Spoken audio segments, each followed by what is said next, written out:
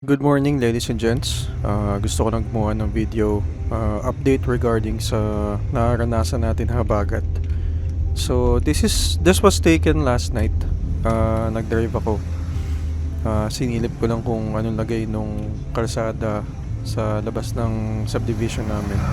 Ito yung bumungad. Alam kong may mas matindi pang naranasan lalo na sa south banda. Sana safe kayo lahat. At saka dasal lang tayo na tumigil na. Itong video naman ngayon ko to kinuhanan. Ito yung creek reservoir namin.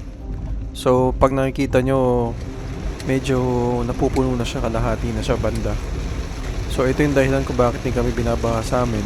Kasi parang catch basin yung sa amin. Nasa pinakadulo kami ng street namin. Tapos parang pababa siya. So pag napuno tong creek, talagang babain kami. Pero awa ng Diyos, medyo humuhupa na yung ulan at di kami binaha ngayong buwan. Ito ngayong araw ulit tong video na to. So makikita nyo medyo lumalakas na yung ulan, no? Kanina medyo humupa na at medyo nagpakawala na rin ng tubig sa mga dam malapit dito sa amin. Dito pala is Fairview banda. So maraming dam dito banda sa amin. So ito lang naman yung video, short update. Ride safe sa mga umaalis, drive safe, ingat, tsaka dasal lang tayo. Ingat, ladies and gentlemen.